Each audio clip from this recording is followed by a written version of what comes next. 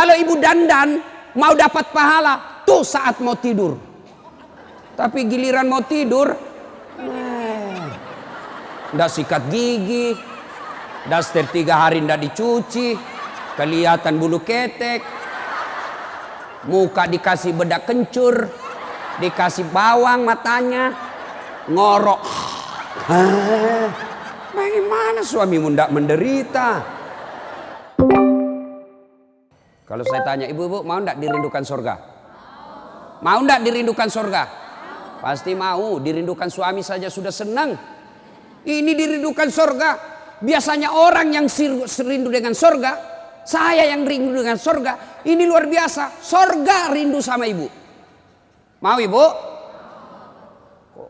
Di Makassar kok saya bilang mau bergetar itu masjid. Begitu kencangnya suaranya ibu-ibu. Mau ibu? Oh, saya baru sadar ini orang Jawa lembut suaranya. Oh, Jawa rupanya di sini ya. Kalau mau kata Nabi saya kasih rumus 4. 4 aja bu. Ndak 7, ndak 10, 4 saja. Lebih susah syaratnya jadi caleg. 4 aja syaratnya. Apa itu kata Nabi? Inilah yang kita akan bahas hari ini. Wanita dirindukan surga. Ya, saya dikasih judul menjemput rezeki, tapi rasa-rasanya judul ini yang lebih tepat. Wanita dirindukan surga. Mau dirindukan surga ibu? Apalagi ibu-ibu ini yang depan saya yang sudah muka-muka sakaratil maut. Mau? 4 aja syaratnya bu. Catat. Ini oleh-oleh pulang pengajian. Ada ibu-ibu di Makassar pulang pengajian tidak ada oleh-olehnya. Saya tanya gimana pengajiannya? Alhamdulillah hebat. Bagaimana ceramahnya? Hebat memang itu Ustaz. Jago dia ceramah. Apa dia bilang? Saya sudah lupa Ustaz. 1 jam kita ceramah tidak ada dia ingat. Nah, itu pentingnya bawa buku. Dicatat. Karena ibu-ibu ini yang sudah usia-usia senja. Otaknya ini ibarat kaset sudah kusut. Cicilan belum lunas. Suami mau kawin lagi. Anak rewel. Kan repot itu otaknya. Nah, maka kalau dicatat, ibu saya di rumah, biasa kalau ada saya tulis lebar-lebar besar baru saya tempel dekat panci. Kenapa? Karena panci paling sering dikunjungi. Atau cermin. Nah itu ibu catatannya tempel di cermin nanti itu bu. Suruh anaknya ketik baik-baik, rapi, tempel di cermin. Supaya selalu diingat. Ini 4 aja syaratnya ibu dirindukan surga.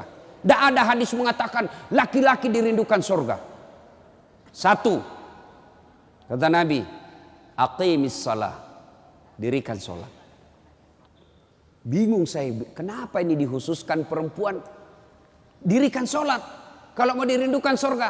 Oh, usut punya usut. Ternyata perempuan memang paling sering lalai dalam sholat. Kapan Ustaz? 1. Selesai haid. Tuh kalau iman tidak baik bisa haidnya 4 hari. Dia tambah bonus 2 hari. Ya kan? Iya. Dia bilang suaminya, biasanya haid cuma 4 hari. Ini sudah hari ke-6 kau belum sholat. Belum bersih. Iya toh? Dia bilang suaminya, bohong, masih ada sedikit-sedikit. Dia lagi suaminya, serius lu? Apa serius? Saya kasih lihat kau. Iya toh? Nipu diri sendiri. Malah dia nanya sama saya, Ustadz, katanya kalau selesai haid subuh baru mulai sholat. Subuh kesiangan. Dia bilang ya sudah, besok lagi saya sholat. Tidak boleh. Duhur bersih, duhur sholat. Isya bersih, ibu nih sudah maghrib. Begitu mandi, rasa-rasanya saya sudah bersih. Jam 10 malam bersih, wajib mandi junub. Selesai sholat. Tidak boleh nunggu isya, subuh. Ini yang banyak ini, isya. Padahal sudah bersih malamnya, dia cek, sudah bersih nih. Jam 10, sudah bersih. Mandi, sholat, meskipun sudah jam 11 malam. Ya? Apalagi? Nifas. Ini banyak yang salah paham nifas. Katanya nifas harus 40 hari. Siapa yang bilang? Nifas itu tidak harus 40 hari. Bisa jadi lebih 40 hari. Bisa jadi cuma 10 hari. Tergantung ibu bersih atau tidak. Ada teman saya selesai melahirkan istrinya, dia pergi beli Indomie 1 dos. Saya bilang, apa hubungannya? Ini kan isinya 40 bungkus Ustaz. Jadi 1 hari 1 bungkus, kalau habis ini sudah bersih istri saya. Ayo. Kapan lagi perempuan banyak ndak sholat? Kalau ada pesta. Mukanya dia kira tembok. Coklat, biru, abu-abu, krem. Beleng-beleng. Ini ibu-ibu sekarang ini banyak perempuan palsu. Mohon maaf ya, kalau marah-marah aja. Siapa suruh undang saya? Sekarang banyak perempuan-perempuan palsu. Bulu matanya panjang, palsu. Matanya biru, palsu. Bibirnya merah, palsu. Pipinya biru, palsu. Alisnya tebal, palsu. Pantatnya gabus. Iya toh? Bu. Ada kenalan saya, orang kaya. Itu kalau dia tunjuk-tunjuk kapalnya, tanker, suaminya bilang, ini Ustaz. Ya, kalau bunyi ayam kukuruku, masuk uang saya 200 juta. Disewa tiap hari 200 juta. Kalau ini Ustaz, 75 juta 1 hari. Istrinya Bu, ndak yakin orang dia istri orang kaya. Sederhana pakaiannya. Akhirnya apa? Semua orang kalau lewat, orang kagum. Tahu ndak? Orang kaya loh itu. Sederhana pakaiannya. Ndak glamor.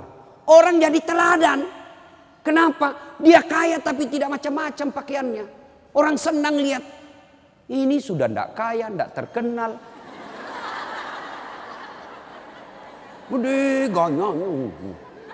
Kayak sudah tabrak tiang listrik. Beleng-beleng. Tahu beleng-beleng?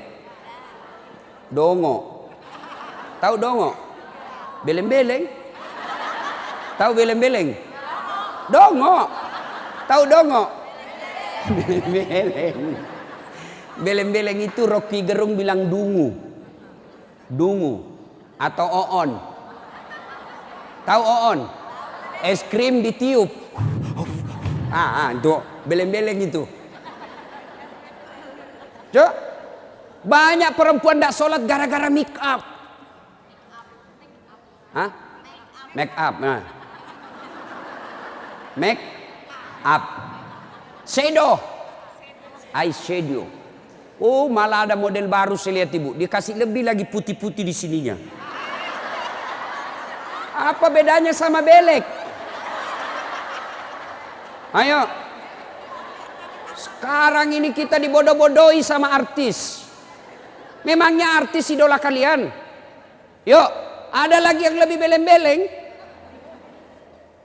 Dikasih lebih lagi alisnya sini nih. Ada lebihnya sedikit naik. Gini modelnya.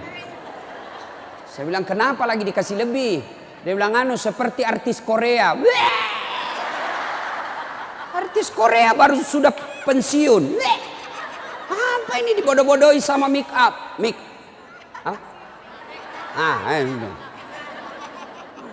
Bu, demi Allah, kami para suami tidak membutuhkan itu semua. Yang kami butuhkan kecantikan hati. Ini cantik-cantik, memang cantik, tapi bukan untuk nyenangin suami. Kalau ibu dandan mau dapat pahala, tuh saat mau tidur. Tapi giliran mau tidur, ndak sikat gigi, daster 3 hari ndak dicuci, kelihatan bulu ketek, muka dikasih bedak kencur, dikasih bawang matanya, ngorok. Bagaimana suamimu ndak menderita? Giliran mau pergi pengantin, Masya Allah, cantik betul. Ibu untuk apa cantik-cantik ini? Biar ibu mondar-mandir macam-macam. Tetanggamu tahu ini tetangga saya. Andai kau robot cak menjadi selebriti, mukamu tidak dikenal orang kaya artis Korea, oke lah. Tapi biar diapain orang tahu juga, ini tetangga saya ini. Udahlah. Apalagi ibu yang rajin majelis taklim. Tiap minggu, tiap pekan hidup pengajian. Tapi tidak ada perubahan itu. Rugi. Habis waktu. Tidak ada guna. Mending tinggal di rumah tidur. Majelis taklim. Sudah 4 tahun majelis taklim. Tiap pekan dengar pengajian. Tapi make-upnya malas dia sholat. Ya kan? Kalau hati cantik meskipun muka tidak halus, orang senang. Ya, gara-gara mikam tidak sholat. Jadi bagaimana solusinya Ustadz? Kalau pengantin, mau pengantin, gimana solusinya? Wudhu dulu, baru tancap, sudah itu tahan kentut. Biar sudah wudhu, batal. Sedikit aja keluar Ustadz, batal. Nggak habis Ustadz, batal. Nah, apalagi yang membuat orang ibu-ibu nih banyak ndak sholat. Selesai haid, nifas, make up. Yang keempat, apa? Jilbab. Banyak ibu-ibu malas sholat gara-gara jilbabnya susah dipakai. Jilbab sakaratil maut. Saya ibu sudah keliling-keliling ceramah. Mana-mana saya ceramah. Saya ke Filipina Selatan, jilbabnya orang Melayu sana. Segitiga saja, 1 peniti selesai. Malaysia juga begitu. Saudi malah 1 lubang masuk selesai. Tapi coba lihat jilbabnya ibu Indonesia. Ngeri bu. Ada kayak ada talinya 2 meter, diikat-ikat. Disimpan di lehernya. Itu diikat lehernya. Lalu dikasih kembang. Sudah tidak bisa goyang itu lehernya. Nah, iya toh? 3 lapis. Ini penutup kepalanya 3 lapis. Ada kuningnya, abu-abu, coklat. Dikasih mereng lagi sedikit. Coba. Lalu ada kayak pohon di belakang. Biasa kalau ada pengantin. Gimana caranya dia pakai ini ya? Nah, sudah diikat lehernya, pakai pula rok yang sempit. Rok sempit. Jalanlah dia bilang suaminya, buru-buru bu, ketik-ketiknya. Tunggu sebentar pak. Beleng-beleng. Beleng-beleng. Coba kalau lebar, kan enak lari dikejar anjing.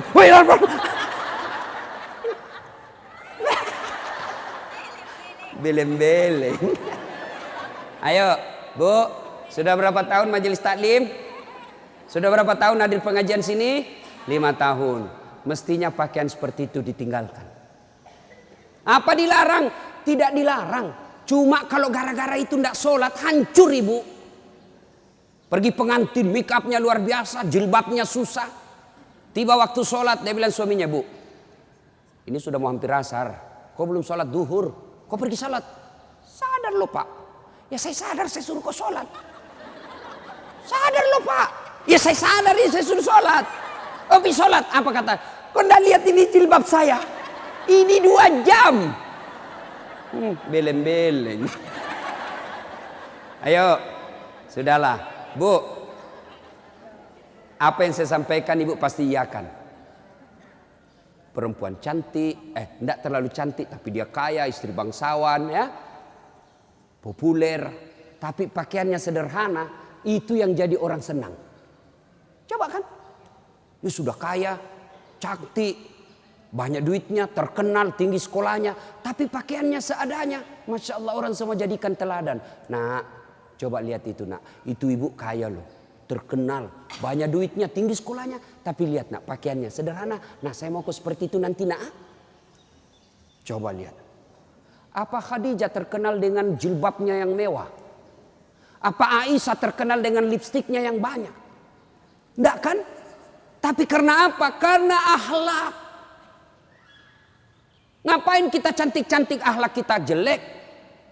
Daripada beli make up 700.000 per bulan. Ibu sudah 60 tahun. Yuk lebih baik beli lipstik palsu. Harga 10.000. 690.000. Nih bawa ke masjid. Itu tabungan akhiratmu. Ada sekali jalan 1 juta. nempel. Daripada itu 1 juta, ada lebih gila. Apa itu? Saya pernah lewat di Makassar, salon, gambar jari-jari begini. Saya tanya sopirku, apa itu? Ini salon Ustadz. Salon apa? Ibu-ibu gunting-gunting kuku. Apa namanya Bu? Dia tahu semua ini. Apaan? 25.000 satu jari. Berarti 10 jari. 250.000.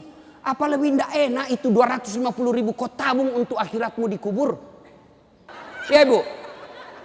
Ya. Lipstick 20.000. Eyeshadow 70.000. Ini alis 70.000. Sudah berapa habis duit kita? Ya. Dengar ini yang suka cukur-cukur alis.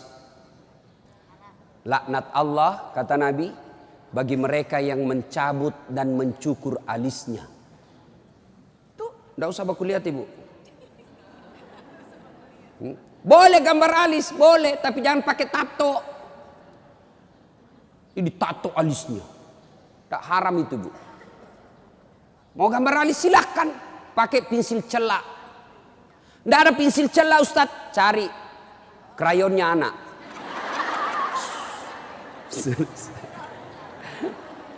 Nah ya,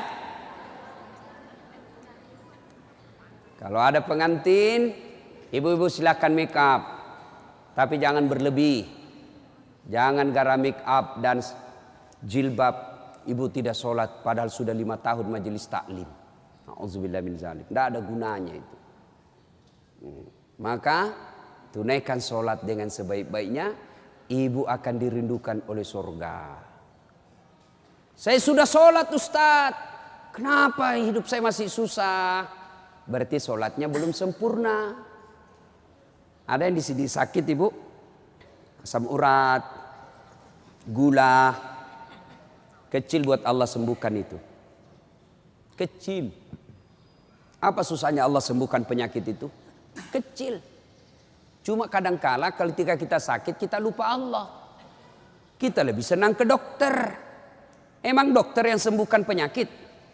Ya, mohon maaf kalau ada dokter di sini. Sampai detik ini saya belum pernah ketemu dokter yang hebat. Kenapa? Begitu saya ke dokter, saya juga yang kasih tahu penyakitku. Iya toh? Assalamualaikum dok. Waalaikumsalam Ustadz. Masih sini Ustadz. Kenapa Ustadz? Mencret-mencret dok. Mules terus perutku dok. Kenapa bisa? Dalam hatiku, ya urusanmu dong, kalau kau dokter. Masa saya kau tanya? Yang hebat kalau baru muncul, Ustadz pasti mencret. Itu yang hebat. Tapi kan tidak. Allah tanpa diberitahukan, tanpa curhat, Allah tahu apa penyakitnya ibu. Maka datang sholat. Sudah itu sholat, sudah itu sholat, sudah itu sholat, baru ke dokter. Ayo perbaiki sholat ibu. Tidak ada susahnya Allah kasih dunia. Ustadz, saya sudah 30 tahun rantau ke Jogja. Tidak bisa beli rumah Ustadz. Masih ngontrak-ngontrak. Tidak usah cari capapnya. Periksa sholatmu. Saya sholat Ustadz. Kok begitu hidupku? Berarti belum ikhlas. Mana buktinya belum ikhlas? Suka nunda-nunda sholat. Asar sholatnya dekat duhur. Duhur sholatnya dekat asar. Berarti ibu perhatikan dah. Coba, sholat maghribnya itu juga wudhunya asar, itu juga maghrib, itu juga isya karena berdekatan. Itu tidak ikhlas. Sholat Ustadz, betul ibu sholat, tapi pakaiannya itu juga dipakai masak, itu juga dipakai bertetangga, itu juga dipakai ke pasar, itu juga dipakai tidur, tidurnya ngiler lagi. Ini. Pas dibangun suaminya, dipakai lagi sholat, najis. Pantas 30 tahun sholatnya tidak bisa memperbaiki hidupnya. Kenapa? Sholatnya tidak sesuai yang diajarkan Nabi. Saya sholat Ustadz, betul ibu sholat, tapi tidak semangat. Allah.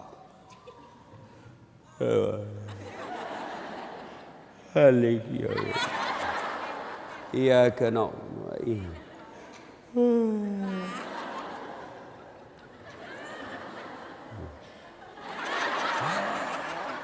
Ada juga yang sholat seperti itu. Ada yang sholat gitu. Allahu Akbar. Sholat kayak ditiup angin.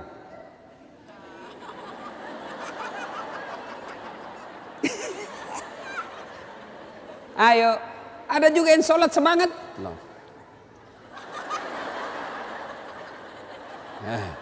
Kan ketawa karena ibu membayangkan diri sendiri. Ada juga yang sholat cari duit. Allahu Akbar. Iya kena budu'i.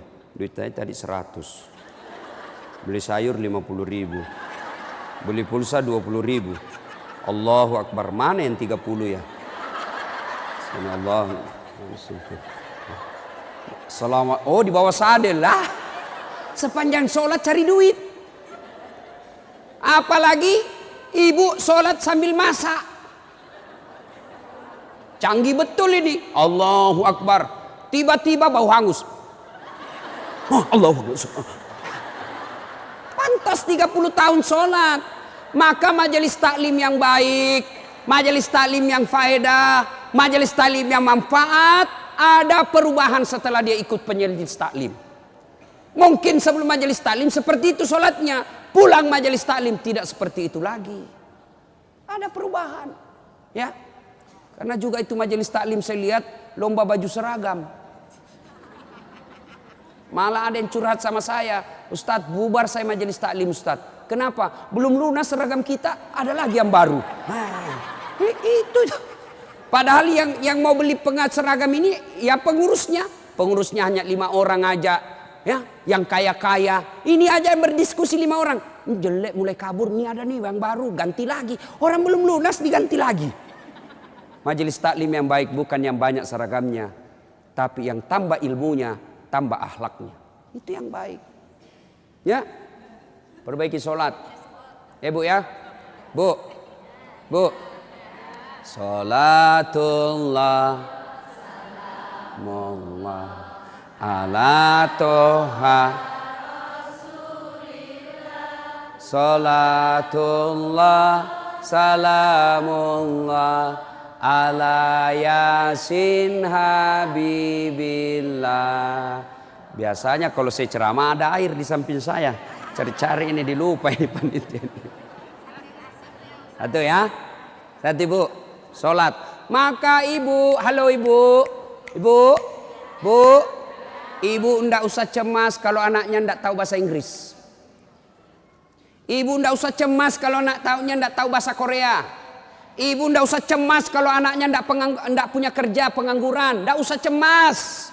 Yang ibu cemaskan kalau anaknya sudah mau dilamar masih tidak sholat. Itu yang ibu perlu cemaskan. Ya, kan ibu-ibu sekarang hebat betul anaknya Ustadz. Kenapa? Tuh masih SD sudah pintar bahasa Inggris. Apa hebatnya? Banyak yang begitu. Tidak percaya? Ibu ke Inggris. Demi Allah bu, anak-anak di sana baru belajar bicara pakai bahasa Inggris. Apa yang hebat? Banyak yang begitu. Yang hebat anaknya ibu, sampean punya anak, panjenengan punya anak, pergi majelis taklim, pergi ke pasar, anaknya yang masih SMA nelpon ibunya, matur nuwun bu, ini sudah duhur, bu sudah sholat enggak? Ibu sudah kaya itu. Asar lagi nelpon lagi anaknya, mak, lagi di mana mak? Masih di tempat kajian nak, masih di tempat arisan. Mak, ini sudah asar. Jangan sampai ibu sibuk ngurus arisan lupa sholat. Itu anakmu yang kaya. Pernah di SMS begitu anaknya bu? Pernah? Paling di SMS, mak kirimi pulsa. Maka ibu dari kecil anak-anak diperkenalkan sholat. Ya, mau dirindukan surga, syarat pertama aqimis shalah, dirikan sholat. Tidak cukup yang 5 waktu, tambah sunnah. Sunnah apa Ustadz? Yang sederhana. 1, sholat sunnah duha.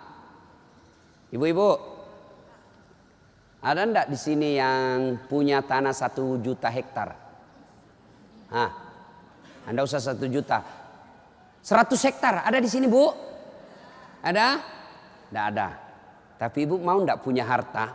Lebih dari 100 hektar. Lebih dari 10 provinsi. Mau? Itulah sholat sunat fajar.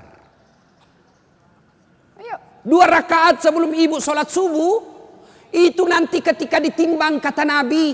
Yang 2 rakaat ini lebih berat 2 rakaat ketimbang dunia dan isinya. Tuh sholat duha. Sholat fajar. 2 rakaat. 2 rakaat saja ibu. 2. Coba. Sudah pagi-pagi. Anak sudah pergi sekolah. Suami sudah pada bekerja, pekerjaan rumah sudah tuntas. Jam 8, jam 9, yuk sholat duha. Sholat duha. Bagaimana caranya? Sama sholat sunnah biasa. Bedanya niat. Nih yang biasa ibu-ibu tanyakan. Ustaz, apa niatnya? Bu, niat itu bukan bahasa mulut. Niat itu bukan bahasa lisan. Niat itu di sini. Coba lihat orang Arab kalau ibu pergi umroh. Coba lihat umumnya orang Arab. Jalan, berdiri langsung Allahu Akbar. Iya toh? Kalau kita kan lama dulu ibu. Loading.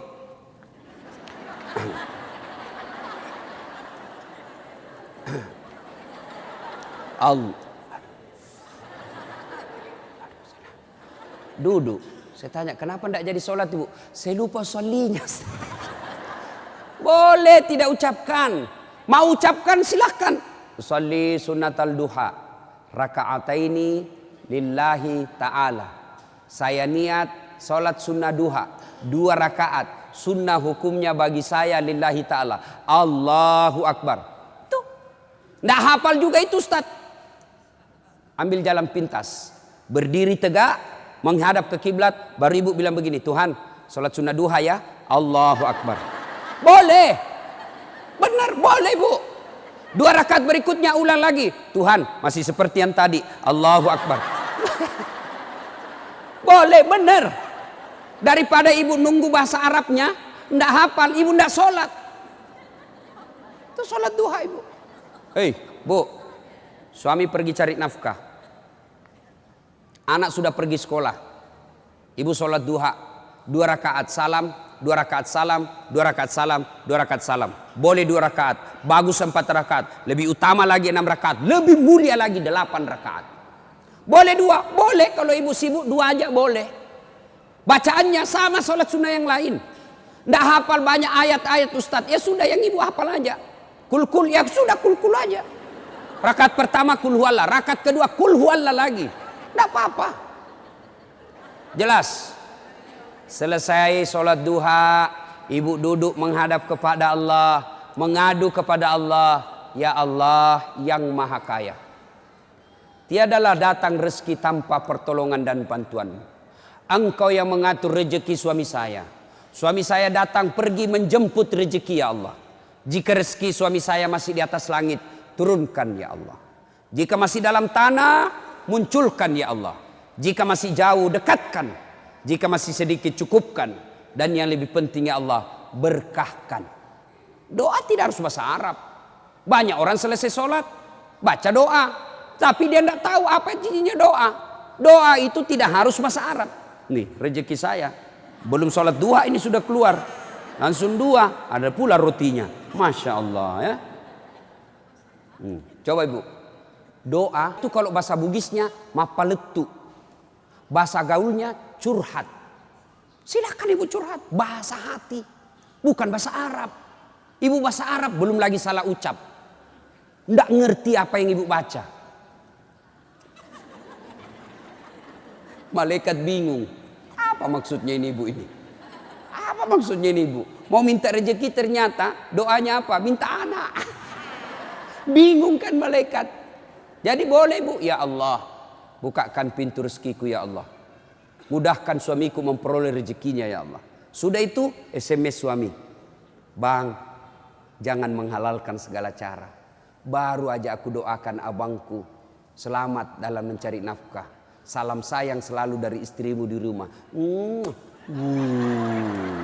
Senang itu. Saya ibu, itu istri saya. Kalau dia SMS begitu, saya kasih lihat semua temanku. Istriku ini SMS-nya. Coba SMS begitu suaminya bu.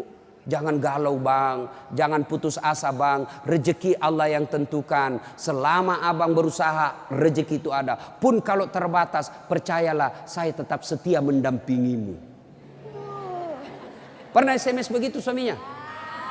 Paling SMS-nya bang, jangan lupa singgah beli gas ya. Yuk, sholat duha. Saya banyak dosa Ustadz. Saya perempuan hijrah. Dulu banyak betul maksiat saya lakukan Ustadz. Masa muda saya suka gaul. Masa muda saya selalu ke tempat hiburan malam. Masa muda saya selalu maksiat. Allah jelaskan, wala tai'asu mir rauhillah. Bu, jangan putus asa. Ibu jangan putus asa. Besar dosamu tapi ampunanku jauh lebih besar. Gimana caranya? Yuk sambut dengan sholat sunnah taubat. Gimana sholat sunat taubat Ustaz? Sama sholat tahajud, sama sholat duha. Cuma beda waktu, beda niat. Jadi ibu ndak ada kegiatan nih, sudah maghrib. Datang ke masjid, nunggu isya, ndak usah pulang. Nunggunya sholat taubat 6 rakaat. 2 rakaat salam, 2 rakaat salam, 2 rakaat salam. 6. Boleh 2? Boleh. Sholat taubatnya, niatnya. Sholli sunnatal taubat raka'ataini lillahi ta'ala. Saya niat sholat sunat taubat 2 rakaat. Sunnah hukumnya bagi saya lillahi ta'ala. Allahu Akbar. Baca doa iftitah, baca Al-Fatihah, baca surah pendek, ruku, itidal, sujud, dan seterusnya. Kapan taubatnya Ustaz? Sujud terakhir. Sujud terakhir. Ibu taubat. Rabbana la tusi' qulubana ba'da is hadaitana wa hab lana min ladunka rahmah. Ya Allah, saya hilaf ya Allah. Ampuni saya. Jangan engkau palingkan hati hamba. Jangan engkau sesatkan hati hamba setelah engkau berikan hidayah ya Allah. Ampuni saya ya Allah. Allah ampuni. Yang penting tobatnya tobatan nasuha. Jangan tobat ibu hamil. Ibu-ibu masih ingat waktu hamil? Melahirkan. Ingat waktu melahirkan? Tidak mau lagi saya Pak. Tobat. Hancur saya Pak. Tidak mau lagi saya. Terakhir ini saya hamil. Terakhir Pak. Tidak mau lagi saya hamil. Terakhir tidak mau lagi.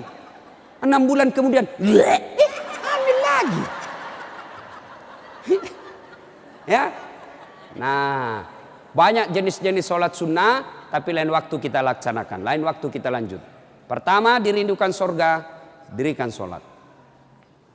Yang kedua. Kata Nabi. Wasyamu Ramadan. Berpuasalah di bulan suci Ramadan. Alhamdulillah tuntas puasa Ramadan. Tapi jangan puas sampai di situ Bu. Maka kita lanjutkan dengan puasa Senin Kamis. Ya, puasa yang paling baik. Puasa yang tidak pernah ditinggalkan Rasulullah. Puasa Senin Kamis. Bu-ibu nih yang agak lebih berat badannya. Bukan gemuk.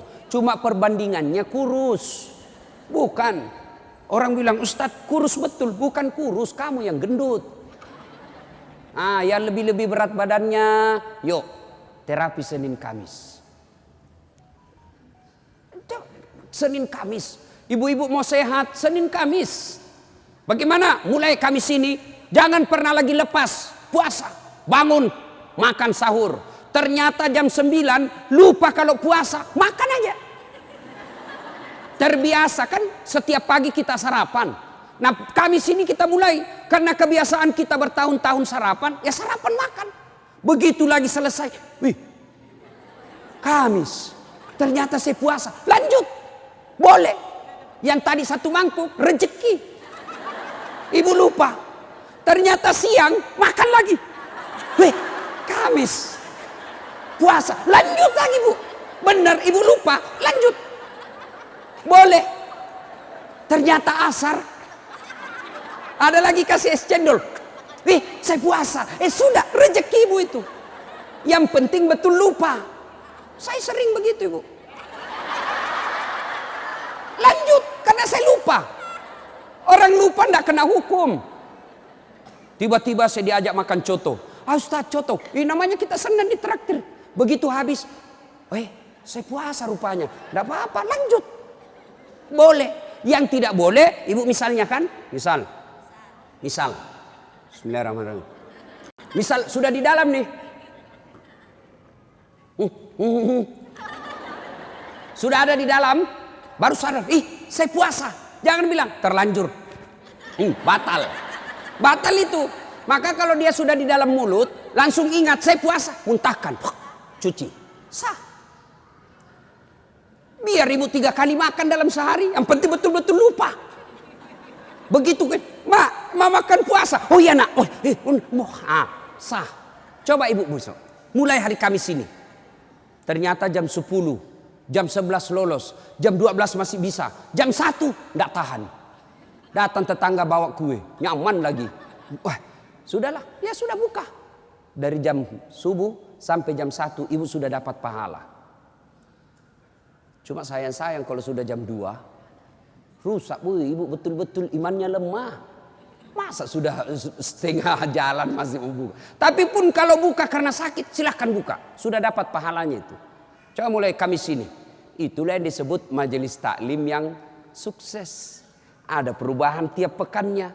Ada perbaikan tiap bulannya. Tahun lalu belum biasa Senin Kamis. Tahun ini terbiasa Senin Kamis. Majelis taklim yang manfaat.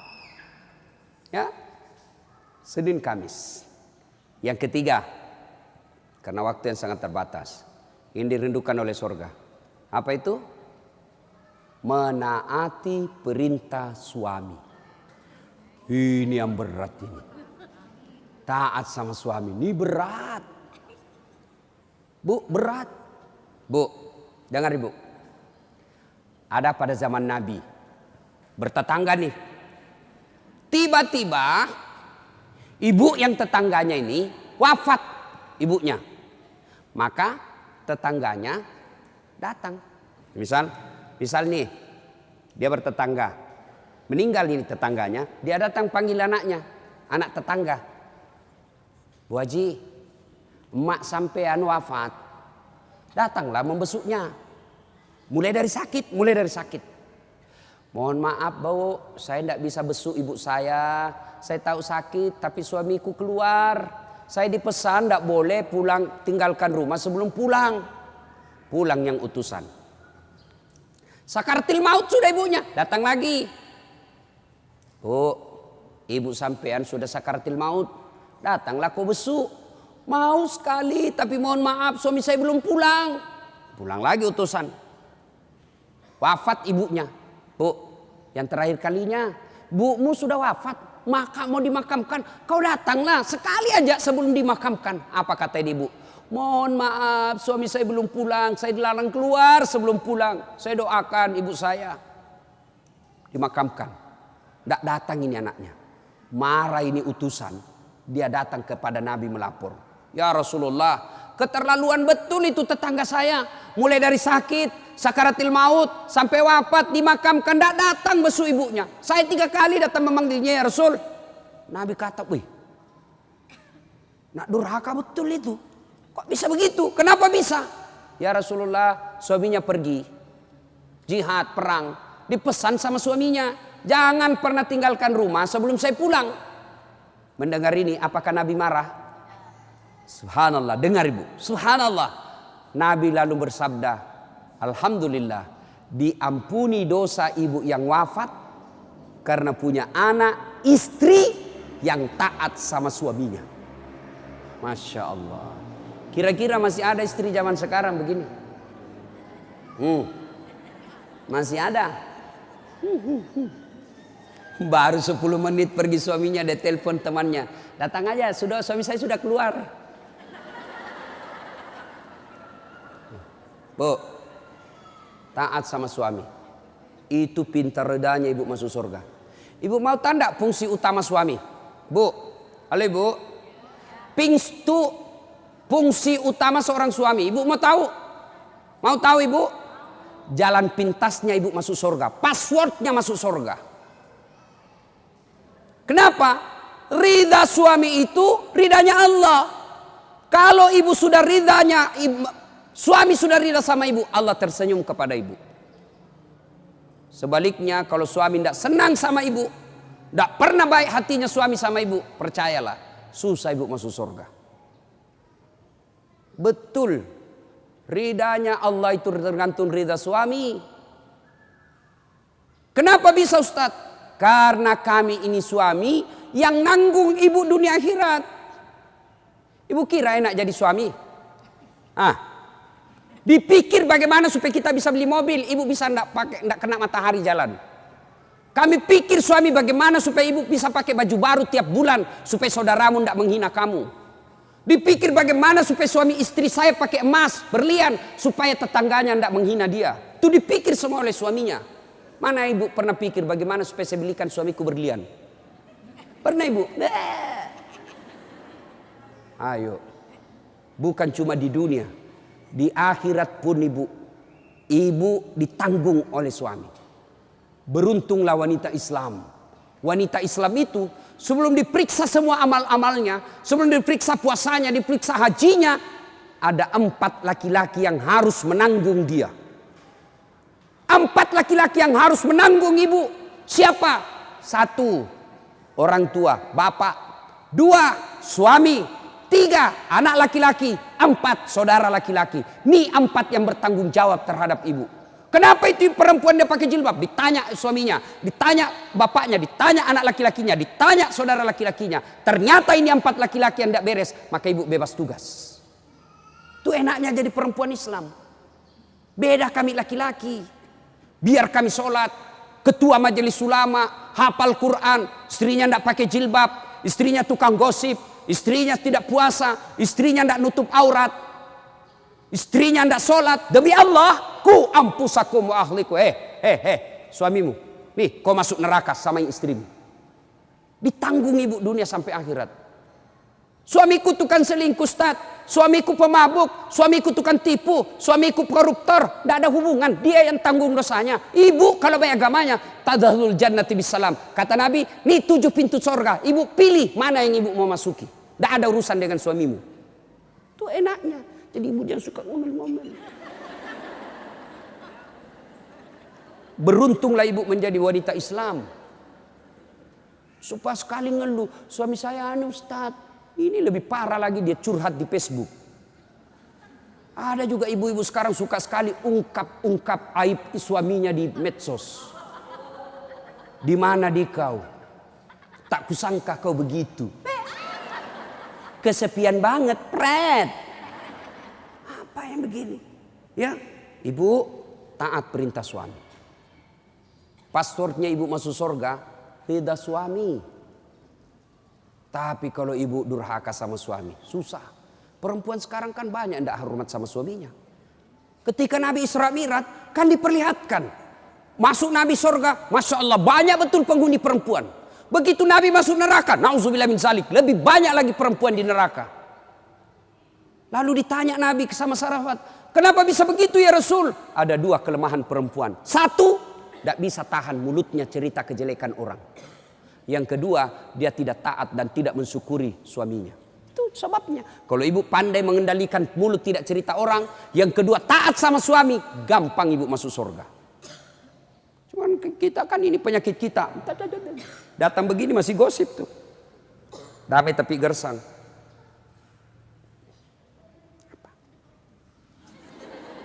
Apa? Apa sih? Enggak, gue tuh bertanya dong. Saya pun digosip. Begitu saya lewat, itu juga bajunya waktu di TV One. Ada urusan. Nenek ibu nih. Palsu. Aku tahu. Hitam itu di gelangnya. Palsu. Palsu lipstiknya. Kenapa kau tahu? Tuh melengket di giginya. Semua dia. Ini habis dosanya. Ibu, 1, sholat. 2, puasa. 3, taati suami. 4, jaga harga diri. Jaga harga diri. Bagaimana menjaga harga diri seorang perempuan? Bermula dari pakaian. Ibu-ibu jangan lagi pakai jilbab apa itu. Untuk sekarang kan ada istilah jilbab syar'i. Dulu kan ada ibu-ibu pakai jilbab tapi ketat. Celananya ketat, bajunya ketat. Akhirnya apa? Jalan seperti orang di kampungku bilang buras. Tahu buras ibu? Lontong. Lontong. Coba lontong kalau dibuka kan masih ada kentara itu anunya, bekas-bekas ikatannya. Bu, wanita soleha, istri yang baik, pakaiannya tidak seperti itu. Salah satu menjaga harga diri, tidak pernah keluar tanpa izin suaminya.